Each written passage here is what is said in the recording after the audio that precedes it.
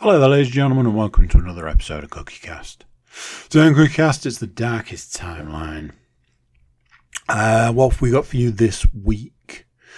At risk.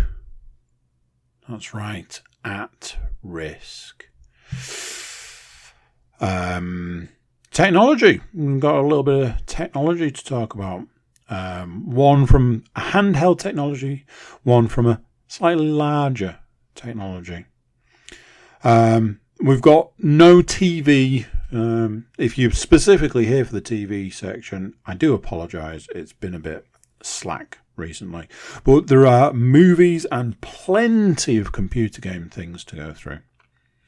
Before we start, please do consider like, share, subscribe and comment. Leave a review where you can leave a review. And share the podcast around wherever possible. Please, please, please, please, please. Right, let's get started. Here we go. This is CookieCast, the darkest timeline.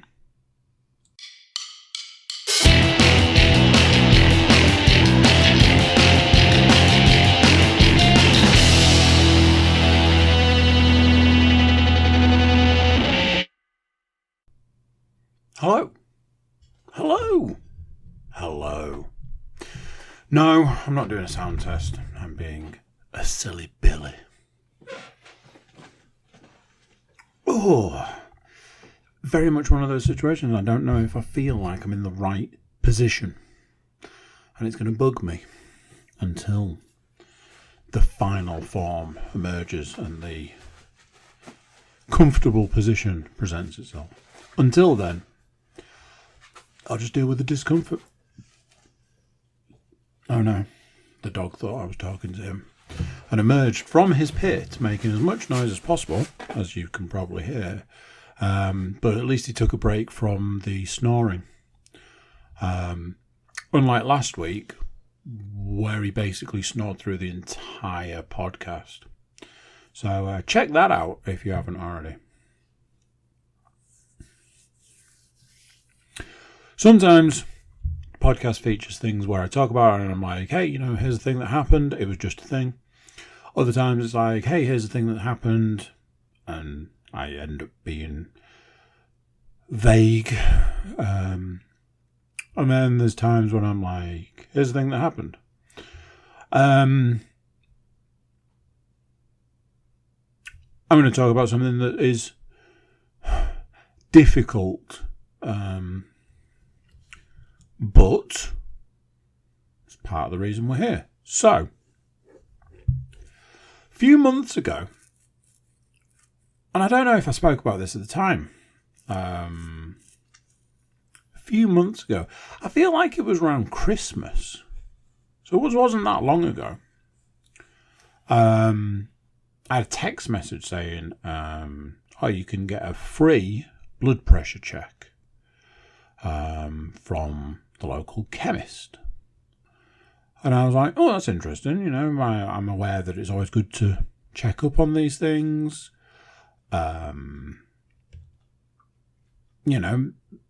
blood pressure can be signs of heart disease, early indicator of being at risk for strokes. Low blood pressure, I found out a few years ago, can sometimes be classed as being worse than high blood pressure, which I was just completely blown away by, and then had that explained to me. I was like, all right, I never really saw it that way and stuff. So I'm like, yeah, I'm down with this. It's free, which, a few things in life these days are. Let's go for a riveting outing to get a blood pressure check. So I'm like, okay, I signed up for it, I did it, I went. I was asked about high blood pressure. Previously, I was like, I've always had high blood pressure until a certain point where I was told I had low blood pressure. So the lady that did the check, and she was like, how did you get here? Did you walk or drive? And I was like, well, I walked. She was like, well, maybe give it another minute and just make sure that it's sort of settled. And when she did it, she told me not to talk even though I had my son there. And I did my best to not talk and not move. And then she was like, no, your blood pressure is fine. And I walked away from that going, yes, that's a good thing. I'm at an age where apparently I get these messages now. But I feel like I've had a victory there. And kind of a bandage for a bullet wound. It's kind of one of those where it's like, yay, my blood pressure was okay while still being heavily overweight. So,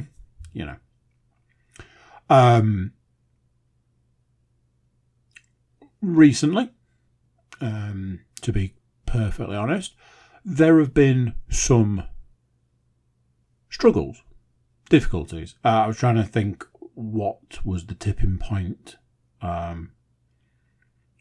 today when I was walking from the office to the car. And if I'm honest, I think I can pinpoint the point in time that was kind of like the straw that broke the camel's back, which has made a series of things quite difficult for me. And being a person who, ultimately has an eating disorder, I deal with things in the way that you deal with things when you've got an eating disorder. And if I'm honest,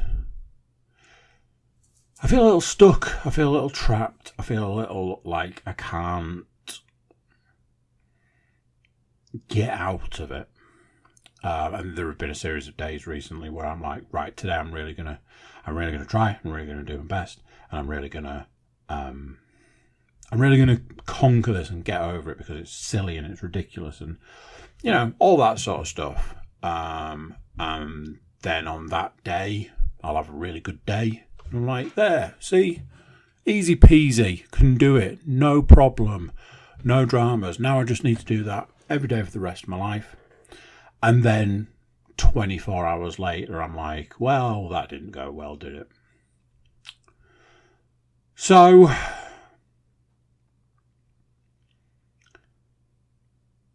at this point in time, I feel like I am struggling. So that's that. That's where I am at the moment. With these struggles, these struggles have brought with them the additional weight. I have put weight on recently. Part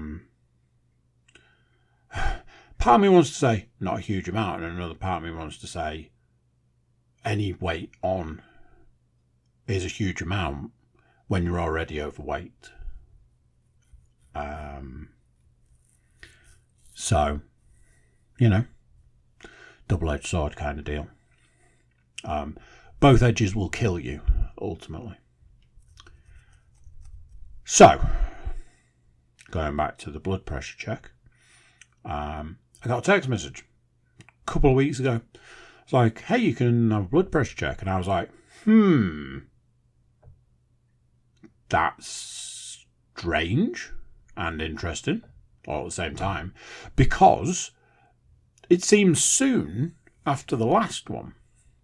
And I was a bit like, it's a yearly thing, and maybe if it's only just started sort of last year, maybe they've just picked it up as a thing this year. I'm pretty sure I spoke with you lovely people about a conversation with a doctor. Maybe that's triggered it. Maybe my last blood pressure check wasn't as good as I thought it was, and maybe I've flagged up as needing more checking.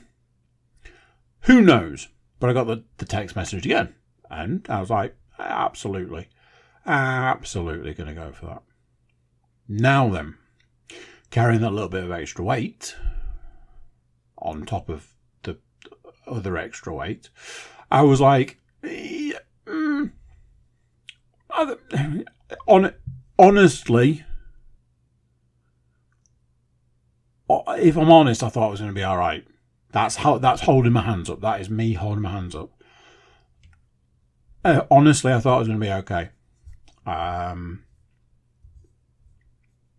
The last time I went, because it was, oh, your blood pressure's fine, there was very little sort your life out, dickhead. But it wasn't like there was no sort your life out, dickhead. I don't think it helps anything that I take a child with me, because that's always like a go-to kind of, well, you've clearly got children. Don't want to be, not around for those children, do you? And it's like, well, of course not. So I go in. I'm going to double back to something that happened in the middle of all this because it's a separate topic to talk about. So I go in and I have to sit and wait. And then the room's free and I go in. And it's a different person. Now, that doesn't overly matter. They were like, how did you get here? I was like, I actually drove. Now, not through laziness, through convenience. Me and the boy had a booking to get to for some baby gym action. And the only way to do both was to drive. I was like, well, I drove here. So the lady was like, right, let's get on with it then, sort of thing. I'm like, fine. She couldn't find my details, didn't know why I was there, sort of system. I'm like, well, I had a text message, Having checked my details for the 4th time, she eventually found me and was like, yeah, blood pressure check.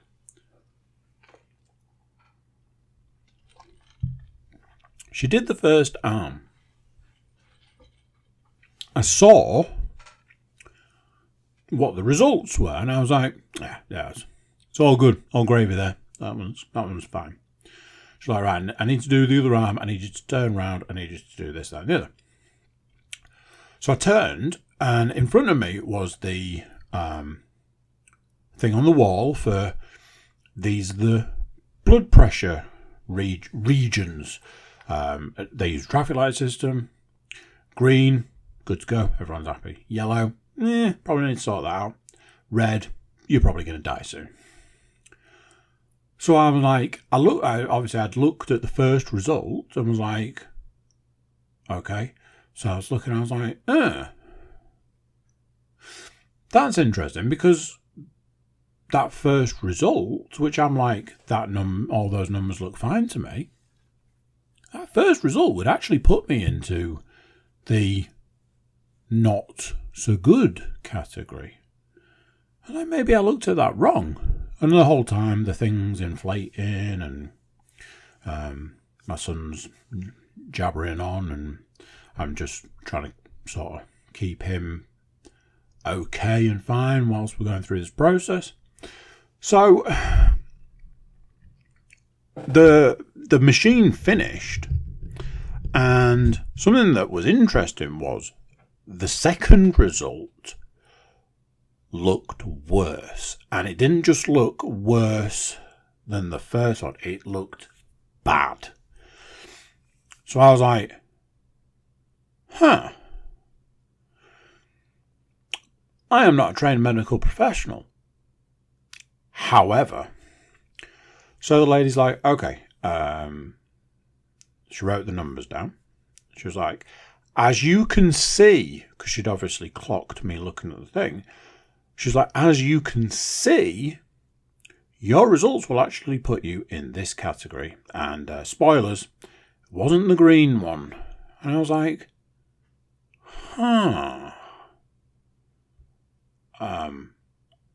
okay. I don't want to be a dick about it, but medical professionals love an opportunity to tell a fat bastard that they're a fat bastard. Ultimately, everything in your life is wrong because you're overweight. Now then, here's the twist in the tale. I agree. Because all problems in your life can be traced back to that. Something hurts, you're overweight. Struggling to sleep, you're overweight. Struggling to get out of bed, you're overweight. Struggling to get up the stairs, struggling to exercise, struggling to anything. If you are overweight, that is the first cause of the problem. So knowing this and being in this world that I live in, ain't going to be no surprise to me that you're about to tell me that, hey, I'm fat and I need to lose some weight. Now then, as we know from my many conversations about this, the issue I have is I may be overweight, but I am very active. Obviously not active enough, but I am active. Some days I run twice a day. But I refer you back to how I started this conversation. Obviously, I am aware things ain't right. So yeah, it was all, you're fat, you need to lose some weight, you're going to die, your children aren't going to appreciate it, you can't see a doctor anymore. That was one of my favourite bits. You can't see a doctor anymore. I'm like, you're saying that like that's a thing. Because it's a thing. So I guess we're doing that now. Stop eating salt. And before you say it, salt's hidden. I'm like, I actively avoid salt, apart from the fact that I know I need it in my diet. So I then seek it out. It's very hard to explain. Just a barrage of, you're fat, you need to lose some weight, stop being a dickhead. And I'm like, okay, yeah, you got a point there. I'm with you. I'm on your team. All that sort of stuff. Basically, at that point in time, I just wanted to get out of the room. And very quickly sent Leanne a message going, I'm at risk. She's like, what does that mean? It's like, I'm fat. What do you think it means? She's like, well, there you go then. I'm like, yep, guess so. You'll all be pleased to know that I've corrected the error of my ways. And I have now put myself on the path to getting out of the at-risk category for blood pressure. Yeah, I've not done that at all. So doubling back to something I was going to say. Going to the chemist was a twofold thing because I had a prescription to collect. So I went in. I was like, firstly, I'm here to collect a prescription. Secondly, I've got a blood pressure check. So the person was like, well, there's somebody in the room at the moment, so let's do the prescription first. I was like, cool. She goes off, what's your name? I gave her the name. That was that. I'm stood at the counter. And there is an A4 sheet of paper taped to the counter. So I look down and it says, as of the 1st of May, I think it was, there will be an increase in the prescription charge. And I'm like, all right, that's probably something worth making note of. I continue to read on. There's going to be an increase in the prescription charge. The new prescription charge will be £9.90.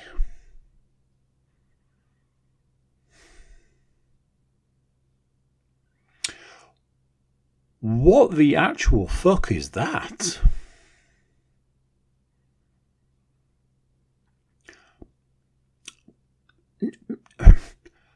I get the fact that it's 10p short of a tenner. Now here's the thing. I personally believe all life-saving medication should be free. It's one of those, you pay your... Is it national insurance that does that bit? Or is that pension tax. One of those things that comes out of your wages pays for, I'm guessing, tax. Let's go with tax. Shows how much I know about life. And I would very much like, rather than paying to bomb other countries, and a multitude of other things that I could spend hours talking about, massive corporations not paying tax on anything, etc., etc. Rather than any of that, I'd really like it if some of that money that goes towards missiles and tanks and things could be used to pay for life-saving medication. Now, obviously, that's not going to happen, because why would it? Why would we want to keep anybody alive these days? So, instead, apparently, somebody decided that £9.90 for life-saving medication was a reasonable amount of money in any realm of possibility. What is that? I understand the quote-unquote cost of living. Yeah, the quote-unquote cost of living is driven almost exclusively by massive corporations. So, but anyway, cost of living. How does cost of living impact the astronomical price of medication? Something like that should just be a flat, affordable rate. What happens when there's somebody there that says, well, I've got a choice between the food I eat and the life-saving medication? Either way, I'm going to die. I honestly wonder if we're not far away from that, like now, or maybe even at that point. But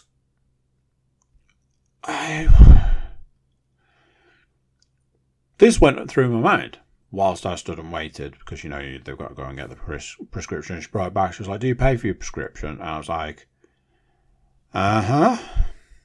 She was like, that's $9.65, please. I was like, for fuck's sake.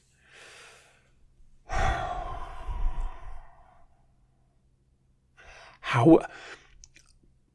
I was going to move on. How is that a reasonable amount of money for something like that? Honestly, I understand there are things in my life that aren't in my life anymore because they are what is now considered to be a luxury, which was previously just like, hey, that's just a thing. Just a thing we get.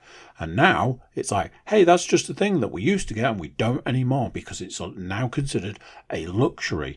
And a luxury by all possible standards. And, I'm talking about like crisps.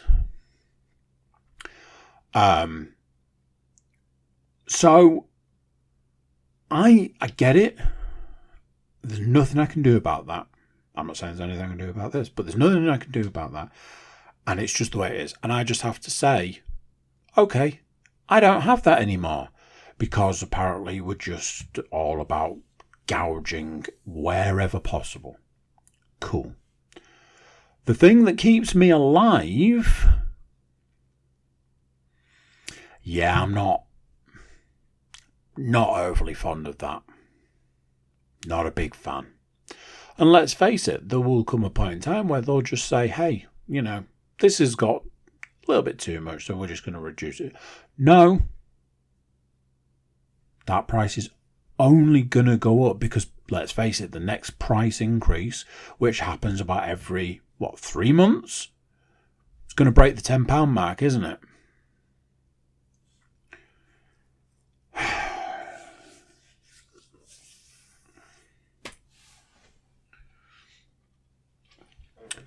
Anyway, let's talk about something a little bit lighter, shall we? And I don't know if I've mentioned this already. I don't think I have. I may have done.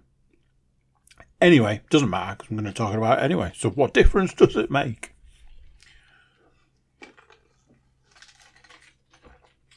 So, a bit close that. How do I start? How do we start? Steam Deck is what I've written down on my list.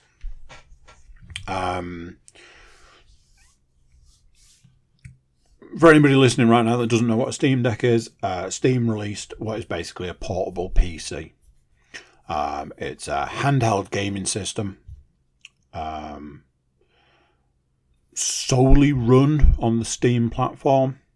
So if you've got a PC and you've ever bought a game on Steam, you can play it on a handheld device, portable device. Obviously, there's the thing that you'll need internet connection, Wi-Fi connection, etc. for certain things. But if you've already downloaded the game, away you go. There's a variety of different features. And ultimately, when they were announced, I said, that sounds largely pointless, doesn't it? At which point in time would you use that item? And that was kind of the end of it for me. That was a little while ago, and they've gone through a variety of different stages. There is now a OLED version. I need to say this thing. When people are like, oh, the higher definition and blah blah blah. When people talk about like, oh, it's OLED, I'm always like, okay. And I know when you're dealing with, oh, this makes a difference, this visually makes a difference. But if you don't have that difference in front of you, it doesn't make a difference, if you kind of get my meaning.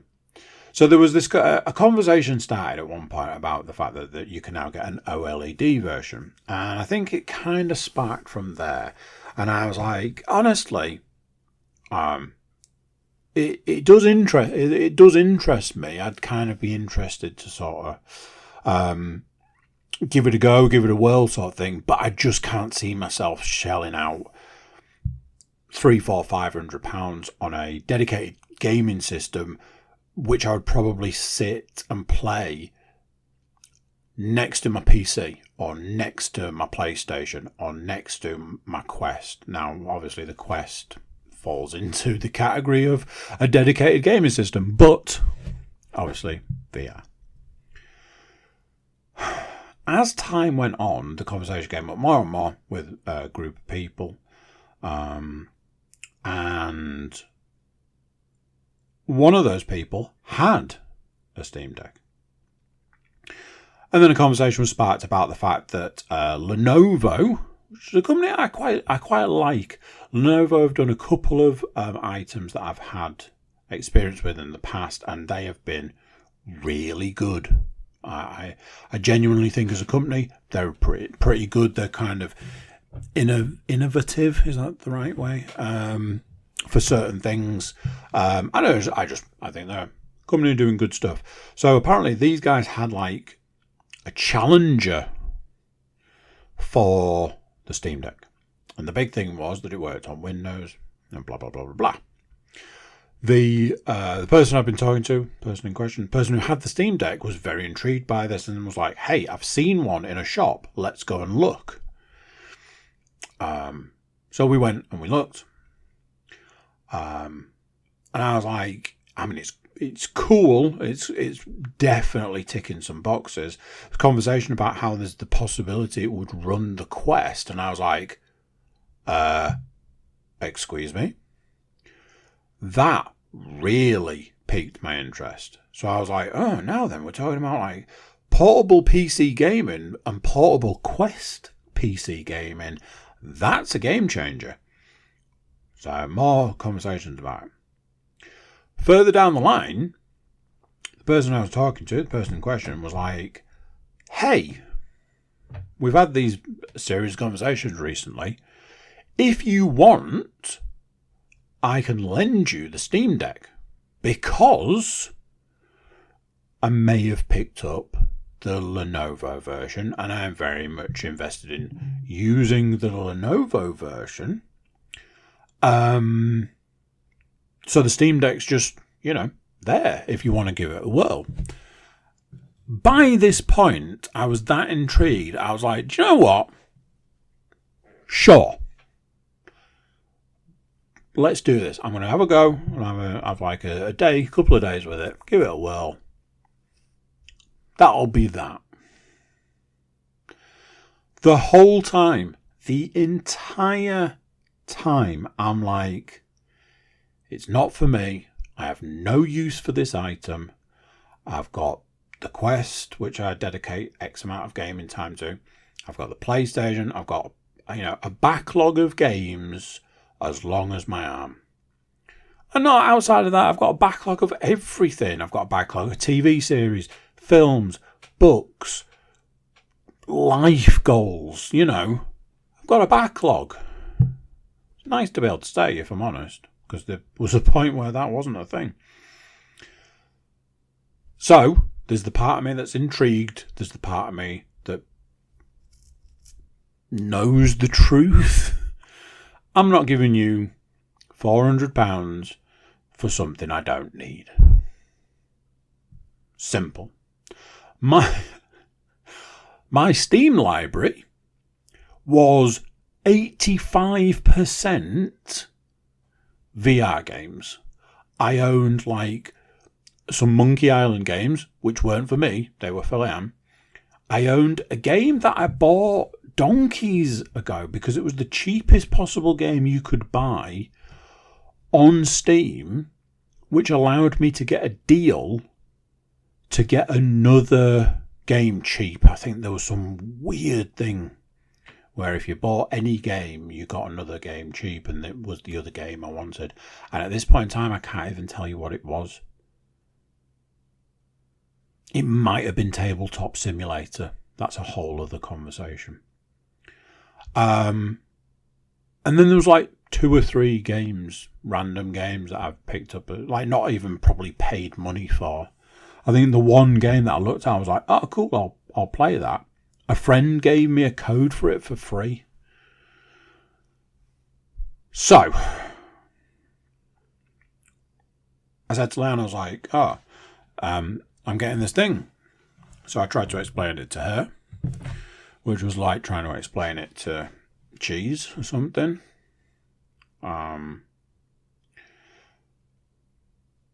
It's just one of those things. Sometimes aspects of technology escape some people. And it was one of those things. Quick turnaround. I'm like, yeah, let's do this. And then the next day I was like, here you go. All right. Thanks. That's cool. I had a look at it, which at that point in time, I'd seen a picture. I'd never actually seen one or held one. I'm like, it's big. And that was kind of that. I took it away with me, took it home, did the whole, putting my Steam account on it, and then went, there we go, I guess. And I had a little bit of a play, and that was kind of that. Almost, some would say, suspiciously, I think it was the next day, I got an email from a company that I will talk about shortly. And they were like, hey, do you want all of these first-person shooters? For I think it was £14. It's like, yes. Yes, I do. So I gave them 14 quid, got something like 9 first-person shooters. I'm like, this is perfect. This is the perfect thing to really test this machine, to put it through its paces.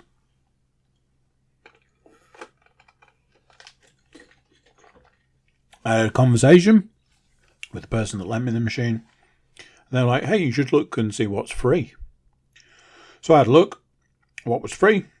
And the one thing that jumped out, which I was like, that is amazing to some degree. Sims 4 was free. Absolutely not my kind of game, but I thought Lan might find it interesting. And weirdly, I thought that my eldest might fancy a go. Right. So,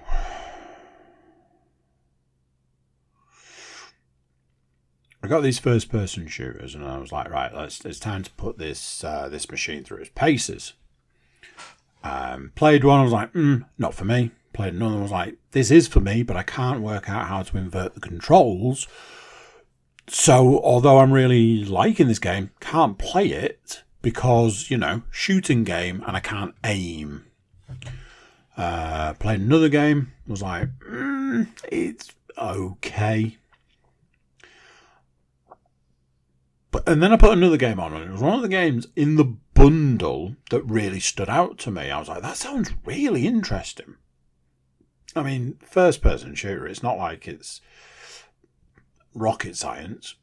One of the games in the bundle was Quake 2, so I'm like, I'm probably going to be covered there.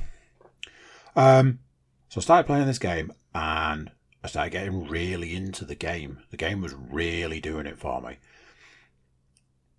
But the machine, the Steam Deck itself, started to do this kind of, I'm quite useful, aren't I? And I was like, yes. And for example, at this point in time, there's X amount of time left of this podcast, unfortunately for some. And then there'll come a point in time where I will go, right, I need to code the podcast, upload it to the internet, and that takes time. I can't walk away and go and play PlayStation because ultimately I'll have to come back and do something. And likewise, I don't really feel I can put the Quest on because I'll have to keep taking it on and off to be able to do the podcast bits. But do you know what machine really fits into that area? Steam Deck. So, the Steam Deck started carving out a section. So I was having a conversation with the person that lent it to me, and I was like, look, here's some of the things I like, and here's some of the things I don't. And when I started going through some of the things that I didn't like, they were like, you can change that, right? Like, no. They're like, one of the things about the Steam Deck is it's very customizable. It's got additional buttons on the back. You can assign those buttons to do certain things. I said that I'd got a game and I couldn't get off the main screen because the game had been designed for mouse and keyboard. The Steam Deck is basically a giant controller with a screen in the middle of it. No mouse and keyboard without plugging one in. So the person that lent it to me was like, just assign the keyboard keys to the buttons on the Steam Deck. I was like, you can do that? They're like, there will be like default mapping controls to make it so that it mimics mouse and keyboard. I was like, okay. They were like, bring it back. And I was like, whoa. They're like, no, bring it back and I'll show you how to do this. I was like, oh, okay, cool. So I took it back to them. They were like, look, if you do this, this, and this, you can then play this game. I was like, well, that's cool. I was like, hey, I could do the same to that game that I couldn't play, that other game I couldn't play, and just assign the buttons in a particular direction. So there was all of this like customizable stuff. And I said, look, the thing I don't want to do is break it by pressing a button. And they were like, you're not going to break it because you can just change the settings. Right. Cool. I'll do that then. I went away. Some point in the process, I ended up saying to my eldest, hey, I've got this machine. It's like a computer in your hand. A bit like the Switch, but a bit more advanced. And I got a game. that was free, but it very much sounds like your sort of thing. What, would you fancy having a go? She was like, yeah, I'll give it a go. I'm like, Put it on for her, and it was obviously just the right amount of what she likes in games. And that was it. She was away. And not only was she away, she was doing it and controlling it and pressing the stuff and using the fact that the screen is touch screen. So that means you can maneuver around the game in particular ways. And after a while, I was like, are you like doing it? Are you getting it? She was like, yeah, I'm away with it. I was like, cool. Found out that Sims 4 is just free wherever you want it. So I was like, I downloaded it to the PlayStation. If you want to give it a go on there. She's like, yeah, okay. And then when she asked if she could play, she was like, can I play it on the handheld thing? Right. Yeah, sure. Put it on for her and she was just away with it. So I said to the person that lent it to me, I was like, I feel like I want to review it. And he was like, do it. Do a review. And I was like, I don't know if I'm in a position to do like a full-blown, like, here's a review of the Steam Deck video or, whatever. But what I will say is this. At this point in time, a machine that I was 100% convinced that I had no room in my life for turned up in this house and went, let me show you what I can do for you. And I went, yeah, okay. I'm down. Down to clown. Has it overtaken other gaming mediums? Absolutely not. At no point have I had to sacrifice any other time. What I have been able to do is say, I'm going to play this game whilst waiting for this podcast to code. Time that I was spent just watching YouTube videos, because what else could I do with my time?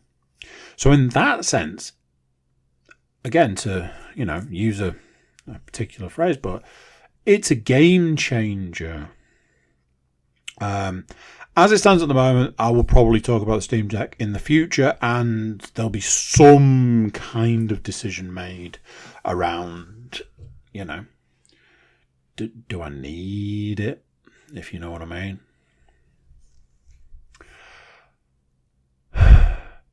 Did I tell you the treadmill broke? Did I tell you why the treadmill broke?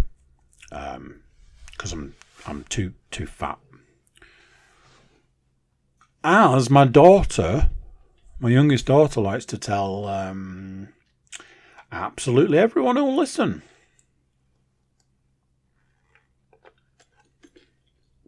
I know what you're thinking. You're like, "Aw." No, absolutely love it. I believe in fat shaming. Treadmill broke.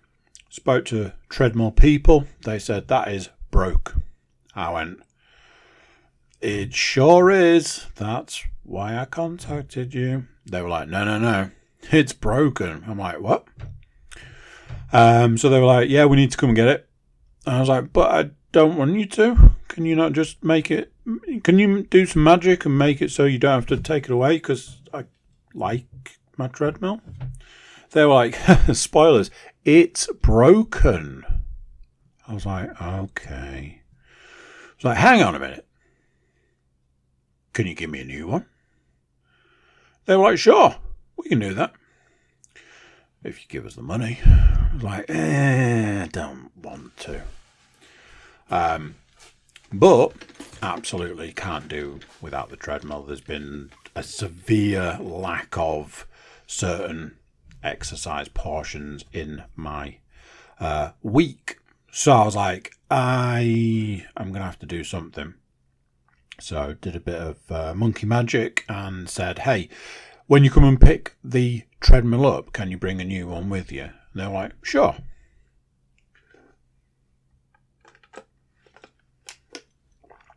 I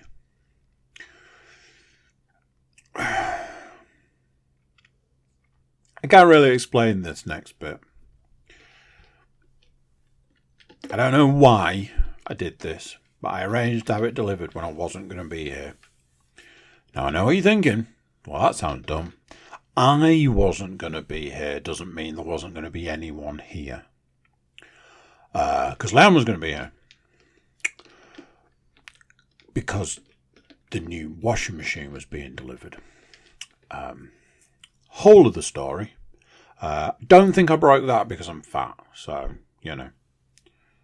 slightly different. So I was like, hey, well, you're going to be here for the washing machine. How about you take delivery and get the old treadmill out while you're at it? She was like, hell's no. And I said, good, because I've already arranged it. So I wasn't here. Now, this is crucial. I wasn't here when the treadmill was delivered. I got a message update saying treadmill's going to be here soon. I was like, cool. I then got a photograph of treadmill box in the gym. I went, cool.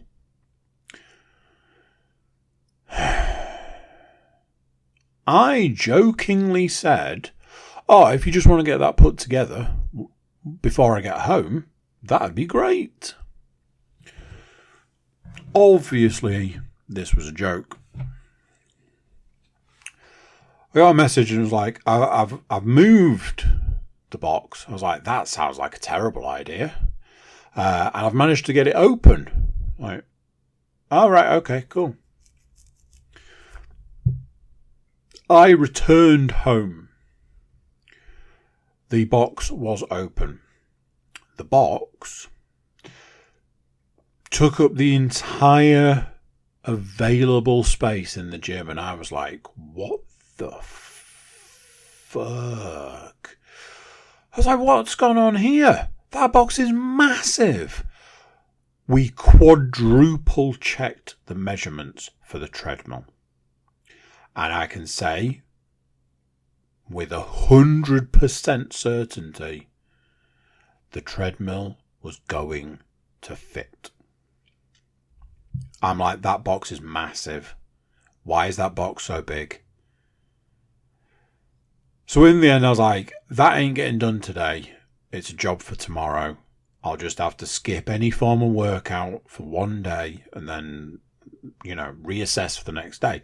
Point being was that I was like, I know full well that I can't go longer than a day without working out. So something's going to have to give. So, get to the next day. I am like, right. I know myself, surprisingly.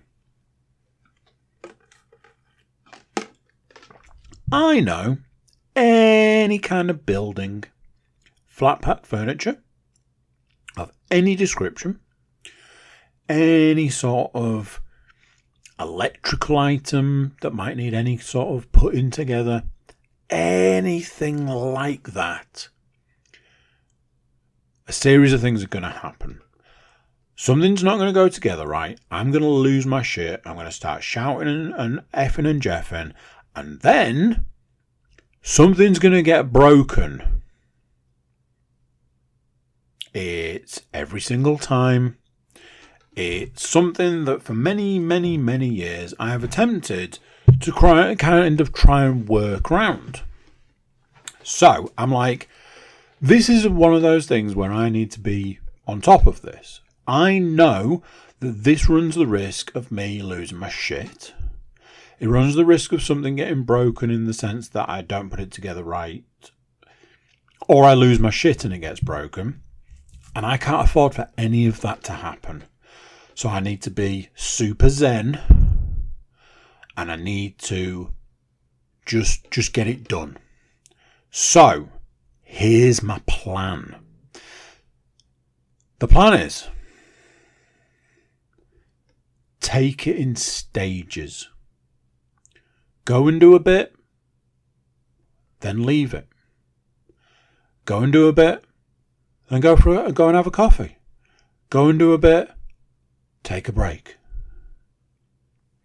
I tried to find a video of how to put it together, and there wasn't one. But there was a video of how to put the old one together.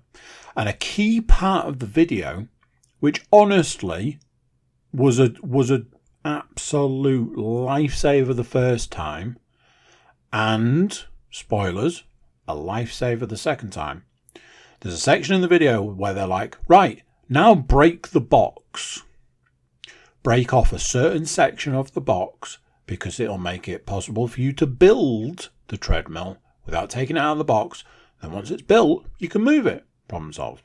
It worked the first time, and like I say, spoilers, it worked the second time.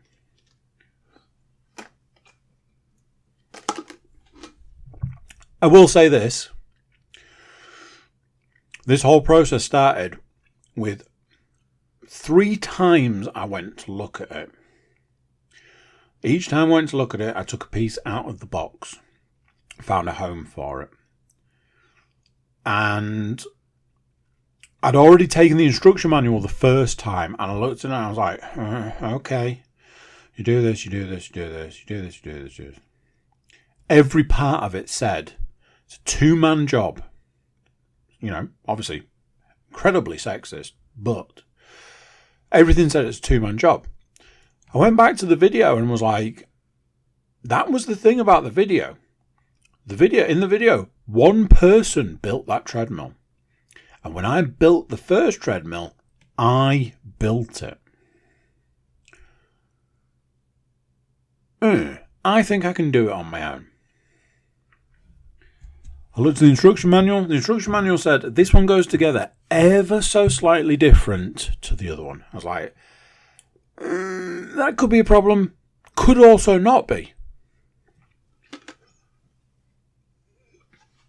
After 3 attempts of looking at it and magically nothing happening, I went, sod it, let's do this.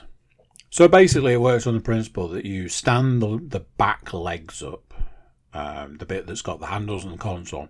You stand that section up and basically attach the section that's got the console to the legs, and then you attach the leg. You make the legs so that they're upright. That's the first 2 bits. So I said, right, I'm going to do the first bit, like the console bit, and then I'm going to secure the legs at the base. Turned out absolutely the wrong way around. That is not how it was supposed to be done. Didn't hugely matter. I say it didn't hugely matter, apart from the fact that the bolt hole on the left-hand side of the console did not line up. I knew straight away this was our first hurdle. The swears were coming, and they were coming fast. And I was like, no. I will not unleash a swearsy in this entire process. So I took a deep breath and I moved and squoze and rejigged and twisted and in every possible conceivable way tried to get the bolt hole to line up. And in the end, I managed it. I did it. No swearsies were uttered. I then moved on to doing the legs. The shortest version of this story is that the left-hand side of this treadmill is out of line. Everything I had tried to do on the left did not line up. But I just persevered and got it done. Boom, we've got the piece that holds the console, which for this one didn't hold the console. The console was a separate unit. And the legs secure. Right, okay, cool. Next. Okay, I need to put the side panels on. Now then. The side panels were where it all went wrong last time. I managed to build the entire treadmill. Got to the last piece, which was the side panels, and everything went to shit. I couldn't get the last panel on, and I lost my shit with it. So, I knew this. I immediately walked out of the gym, into the kitchen, boiled the kettle, made a coffee, sat down, drank it. I went back. Exactly the same problem. First panel goes on fine, second panel goes on okay, apart from one of the screws is doing that thing where it just spins. I triple checked it, and then ultimately the panel was on and secure. The screw was just like, yeah, I'm here, but I can't tighten. And I went, as long as it stays on, I don't really care.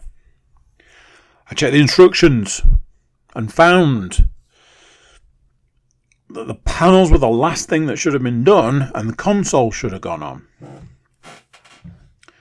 I'm like, okay, no problems here. As it was, I had to open the doors in the gym and go and stand outside to put the console on. And here's where everything went wrong. The way they want you to put the console on is by putting a screw into four screws into 4 holes. And the distance between where you can put the screw in and the hole is about 2 inches. Yeah, it's about as easy as it sounds. It was a fucking nightmare. Now then, I will say this. Although it was a complete and utter nightmare to do, not a single swearsy left my mouth. I did, however, say, why? Why would you do this? I feel that's okay. No swearsies. Just after finishing building the treadmill is now built. Just after this, Leanne comes in, she's like, right, I'm here to help move the treadmill. And I was like, the treadmill is built, so we can move the treadmill. Our previous treadmill, had a fantastic feature. You fold it up, you push it backwards, at which point it rocks back onto a set of wheels, and you could move a very large and very heavy object with quite a lot of ease. Quite easy to move around, position it where you want it. Job done. The same company has taken that idea and gone, let's improve it. Let's make it better. Let's make it easier. We're going to move the wheels. I'm going to put them on the front where they have 0 impact on moving the large, heavy item.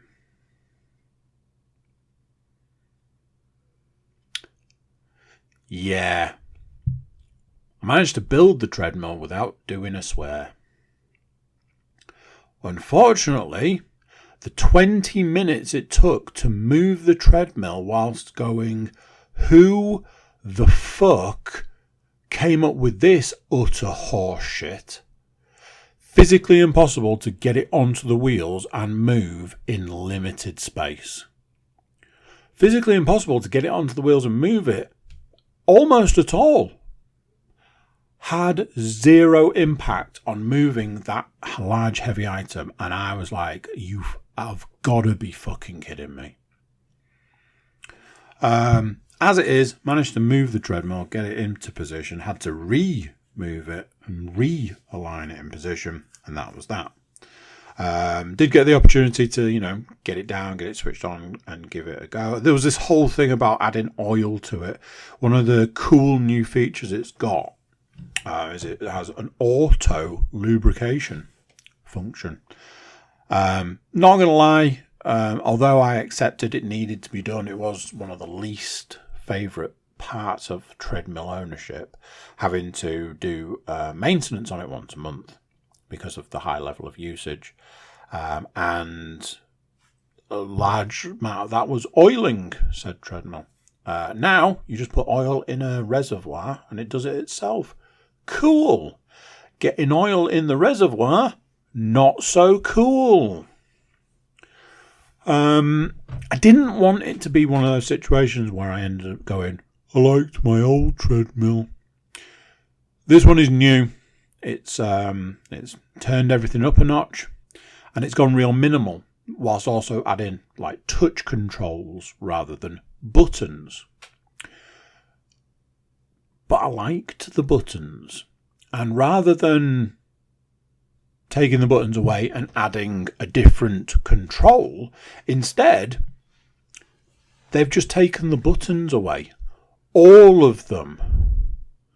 So if you want to go, I want to go speed 3, you press the 3 button. I want to go incline 5, you press the 5 button.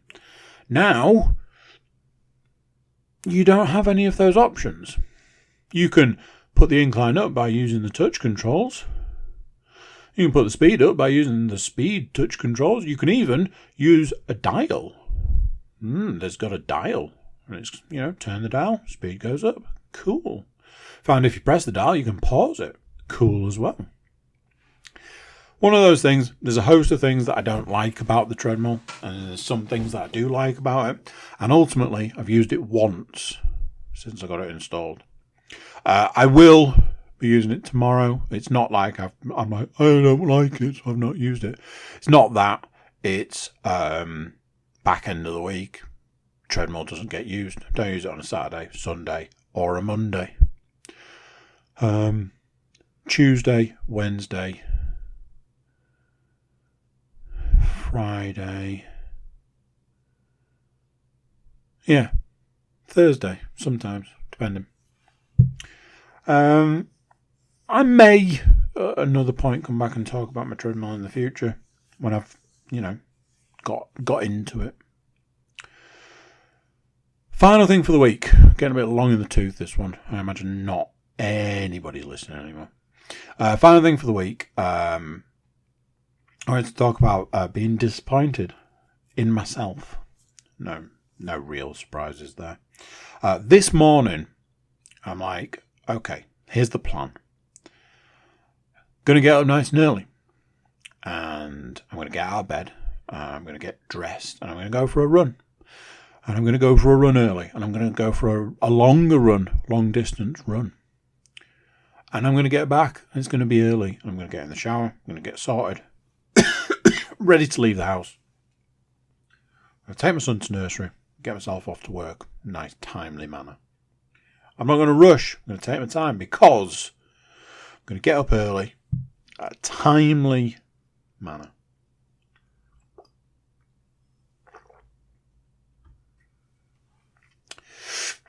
My cat, on the other hand, my cat was like,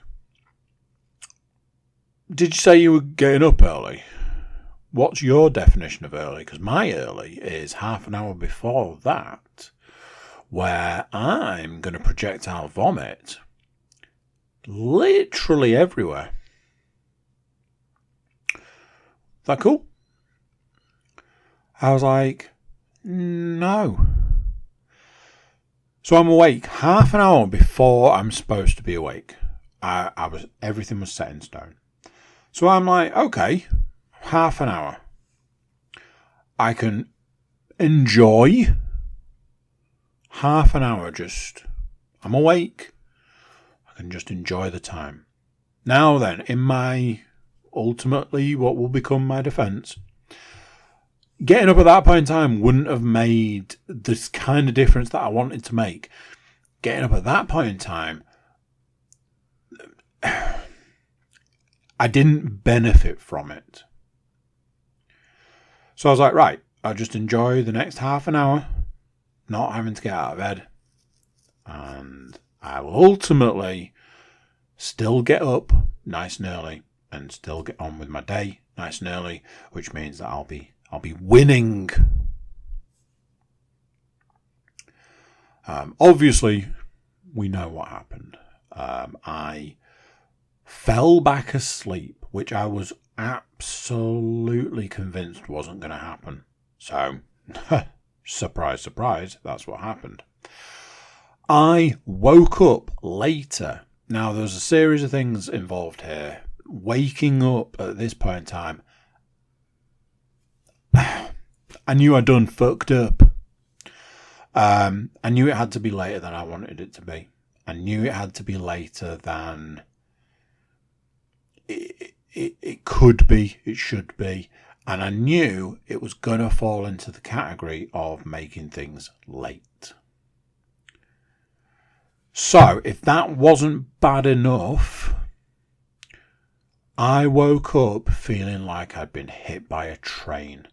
I had the most monumental headache. And I actually felt like I'd been in some way run over. And it was pretty much downhill from there. There was the point in time where Leon was like, "Oh, I hope you didn't think you were going for a run this morning." And I'm like, I get a bit defensive at this. I'm like, "What the hell do you mean?" And then I listened for a moment and heard the torrential downpour that was going on outside. And I was like, oh, wonderful. The moral of the story here is, ultimately, I should have got up. And I didn't, so I was punished for it in every possible, conceivable way throughout the entire day. Good times. A few things to go through entertainment-wise. I'll kind of rattle through them a bit because, yeah. No TV. Long story. One of those, I've got a massive backlog of TV and that makes me not want to watch anything. So, anyway, let's talk about movies. Movie in question this week is Kung Fu Panda 4. I haven't seen 1 to 3. Few things here. Number one, I have a very strange relationship with Jack Black. No, I don't know Jack Black. What I mean by that is, some things I'm like, Jack Black, he was cool in that. I quite enjoy his character in High Fidelity. I really enjoy his character in Tropic Thunder. That might be it. Bowser. I enjoyed his Bowser. I have a strange relationship with Jack Black's music. Some of it I think is great. Some of it, meh. Rise of the Phoenix is one of the best albums possibly ever made. But, so yes, I have this very odd sort of relationship with Jack Black. I haven't seen Kung Fu Panda 1, 2 and 3, but my children have, and the fourth one's at the cinema. And I wanted to take them to see this at the cinema last week, but couldn't make it happen. So we went at the weekend. No sort of horrific cinema stories, I'm afraid. Just went to the cinema. I can safely say this. Firstly, my phone says King Fu Panda 4, which I kind of like a bit better. I certainly like it better than I liked the film. The film did absolutely nothing for me. Honestly, I've been to some animated films at the cinema. I think one of the ones that I went to where I was like, that film did nothing for me, was the second animated, the CG Addams Family film. Did zero for me. Having not seen the first three, I was like, is it going to matter? Probably not. As it was, I don't feel that it did matter. I could muddle my way through the quote-unquote story. Couple of things that I was a bit like, yeah. Awkwafina does a voice. She does a voice of the other main character, shall I say. It just reeked of Raya and the Last Dragon. I was a bit like, really? This is what we're doing? And she was the voice of the spider in Bad Guys.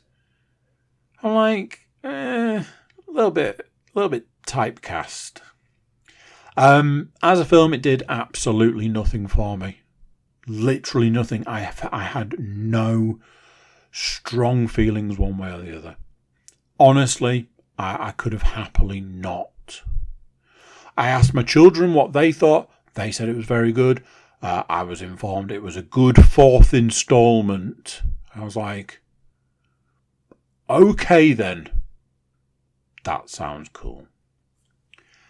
So, a couple of things from the Steam Deck. The game I was talking about, the first-person shooter game that I was talking about is a game called Forgive Me Father 2. Not going to lie, never heard of it. Also, was very intrigued when it said that it was set in some kind of... I think it was like H.G. Wells kind of world. And I was like, ooh, that's interesting. So far, touch wood, it's been very good. It's got some Doom elements to it. There's a lot of lever pulling. You have to go around the levels finding levers to open doors and finding keys to open doors. And all of that feels very Doom, like original Doom. But the weapons are cool. They're kind of like, here's a handgun, but it's kind of like distorted and a bit I think Videodrome. Here's a shotgun that's just a bit... Like, the weapons are, like, a bit off, but when you fire them, they're really satisfying. A variety of different enemies. It's just... It feels like a really sort of punchy game. I've thoroughly enjoyed it up to this point. Like, genuinely, like, this is very enjoyable. So... absolutely loving that. One thing I will say is I've had a series of Humble Bundles, was the company I was referring to previously. I've had a series of Humble Bundles in the past, all of which were VR games. Literally all of them were just VR bundles, which when I had working PC VR was an absolute game changer, because you could spend a small amount of money and get a shed load of games. Having not had that option more recently, I've been a bit like, well, I don't need Humble Bundles. Humble Bundles have just magically reappeared out of nowhere going, hey, you got a Steam Deck, you want some games? And I'm like, yeah, what you got for me? They were like, oh, we got these shooters. You want some first-person shooters for almost no money? I was like, yes, give them to me now. And then a series of days later, they were like, hey, do you want some driving games? It's like what? They're like, oh, like rally driving games. And I'm like, yes, give them to me now. So I bought a big bundle of like rally driving games and other driving games. One of which is a game called Trail Out. Trail Out? I honestly don't. Trail Out. Yeah. Trail Out. Basically, the premise of the game is somebody said, hey, do you remember Destruction Derby from years and years and years ago? Wouldn't it be cool if we just updated that? And somebody else said, that actually would be really cool. And they then presented it to me and I said, tell me more. And they gave it to me and I played it and went, this is freaking awesome. Not going to lie, really enjoying that as well. Couple of other things. One of the games that I was saying that I couldn't get working was WR9, World Rally 9, I guess. That's what that is. Couldn't get it working. Then I could get it working. But the way in which I got it working, not super enamoured with, so I've kind of had to put it to one side for now. I've gone back to it to try and change the controls for the better and couldn't, so I had to resort back to the ones that I knew worked. So I'm a bit in a kind of limbo at the moment with that game. I have WR10 to try. My fear is that it's going to tell me that it's the same controls wise. So I need to look into that. There is also a couple of others. Mud Runner, that just looks like absolute nonsense fun. Like I say, one of those, the more I play Steam Deck wise, the more I'll update basically. VR wise, I think I'd said that I was going for the kind of palate cleanser by having another playthrough of Into the Radius. Honestly, it's just such an enjoyable experience. It's definitely gone in at the top end of one of the best games I've ever played. Trying to mix things up a little bit. I don't want to just keep playing the same playthrough. I keep buying the same weapons, and I'm a bit like, maybe I should try one of the many, many other weapons in the game. But yeah, just absolutely enjoying that. And what I'm doing is I'm just playing like an hour so that I'm not neglecting other games.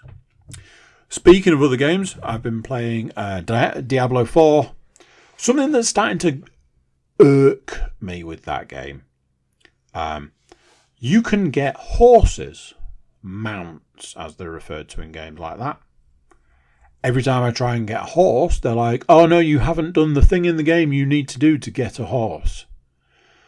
And I'm like, okay, well I am level 40 at this point in time. Pretty sure there is a level 50 level cap.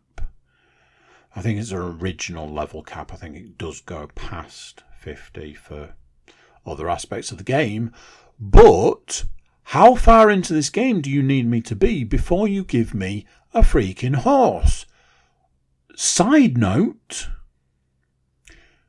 the free DLC that came with the game, it was a horse.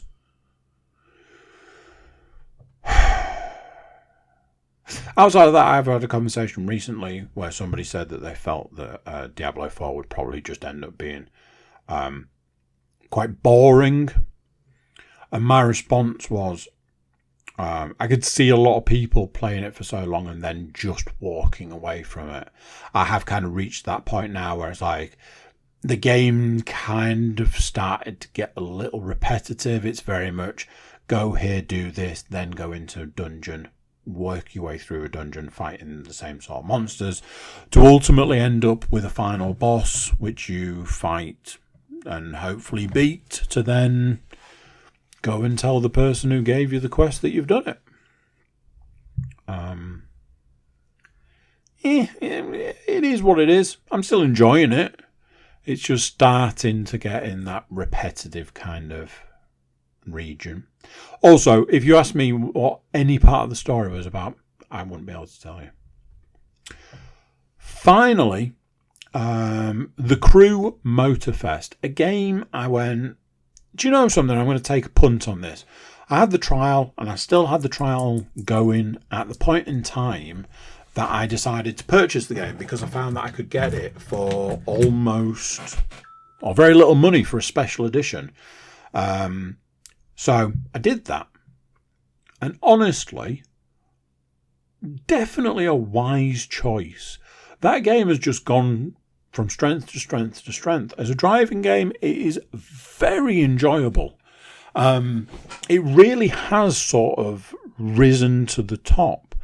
Diablo's sort of, the bread and butter side of things, whereas The Crew has become very much the go-to game for me at the moment. I've been really enjoying that game.